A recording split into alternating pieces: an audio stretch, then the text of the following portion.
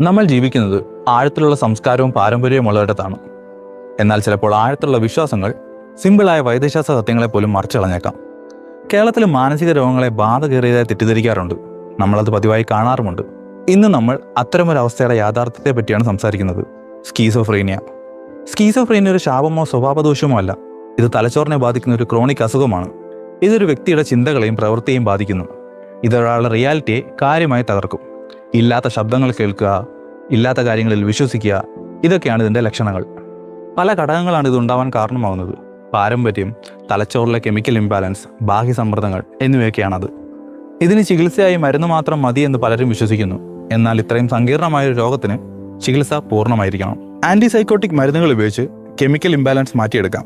എന്നാൽ രോഗലക്ഷണങ്ങളെ നിയന്ത്രിക്കുവാനും social skill വീണ്ടെടുക്കുവാനും കൗൺസിലിങ്ങും family സപ്പോർട്ടും പോലുള്ള സൈക്കോ സോഷ്യൽ തെറാപ്പി അത്യാവശ്യമാണ്. ഒരു സുഹൃത്ത് എന്ന നിലയിൽ, ഒരു അയൽക്കാരൻ എന്ന നിലയിൽ നമുക്ക് എങ്ങനെ അവരെ സഹായിക്കാൻ പറ്റും? നമ്മുടെ പങ്ക് വളരെ ഇമ്പോർട്ടൻ്റ് ആണ്. ഇതൊരു രോഗമാണ് എന്ന് തിരിച്ചറിയുക എന്നതാണ് ആദ്യത്തെ കാര്യം. ഒരു കാരണവശാലും അവരോട് തർക്കിക്കാതിരിക്കുക. അവർ പറയുന്നത് തെറ്റാണ് എന്ന് അവരോട് പറയരുത്. പകരം യാഥാർത്ഥ്യത്തിൽ ഊന്നി നിന്നുകൊണ്ട് അവരോട് സംസാരിക്കുക. രണ്ടാമത്തത്, പ്രൊഫഷണൽ ഹെൽപ്പ് തേടാൻ അവരെ പ്രോത്സാഹിപ്പിക്കുക എന്നതാണ്.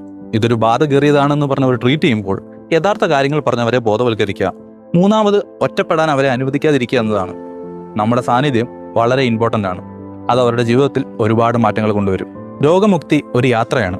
അതിന് ക്ഷമയും മനസ്സിലാക്കലും പഴയ കെട്ടുകഥകളെ തള്ളിക്കളയേണ്ടതും അത്യാവശ്യമാണ്.